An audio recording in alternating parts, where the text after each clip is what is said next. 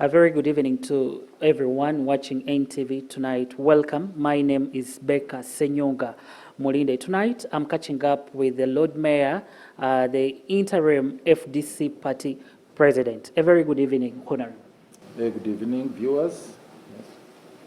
Okay, I understand yesterday you assumed office on an interim capacity.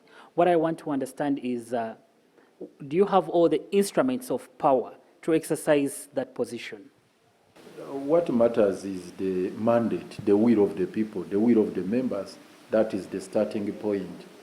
So once you have got the will of the people, you've got their support, their mandate, the rest will follow suit. In a situation of a by-election, should it happen at this particular time, will you be able to recommend one of your members to go in for the by-election when you don't have the instruments of power?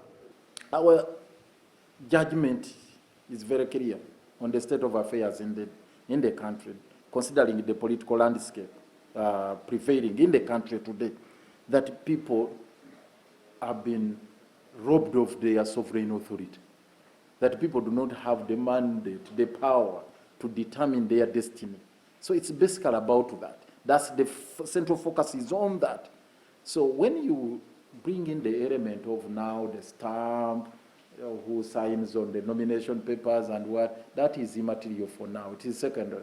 It's not the primary focus. Okay, when we go back to what happened yesterday, when you held the delegates conference and where you were voted as an interim president, so that action, doesn't it take us back to the adage of politics is a dirty game?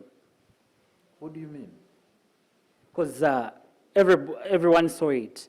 The delegates conference didn't last for so long. It was a 30-minute delegates conference. You saw what had happened. Katonga had been turned into a garrison. The original venue in Busabala had been sealed off. The chairman had been held hostage.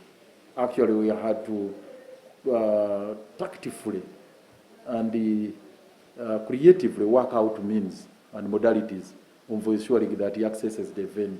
The biggest challenge we have, our colleagues who are now belligerent, they are recalcitrant, they are in overdrive as far as attack against us is concerned.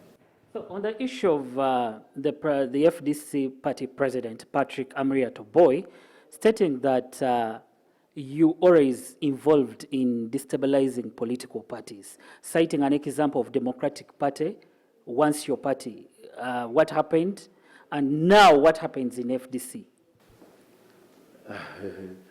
I think that's being disingenuous. And in this country, we have intellectual dishonesty. It's quite pervasive within the elite circles. Quite pervasive and very, very unfortunate. Otherwise, I would ask my brother Paul if he is honest and true to himself.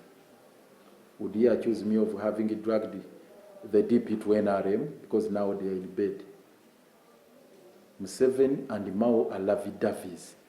And now they are about to do the same with the power leadership. And this is what we pointed out, that look, there are processes going on to cement a relationship between FDC and the NRM. The thrust of this program shall be recalibration of the party to make it more vibrant and realign it back to its original mission and vision of liberating the country.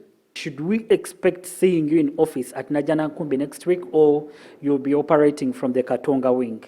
If you ask the clergy about the meaning of church, they will tell you it's not the building. Thank you so much for following. My name is Becca Mulinde for NTV Tonight.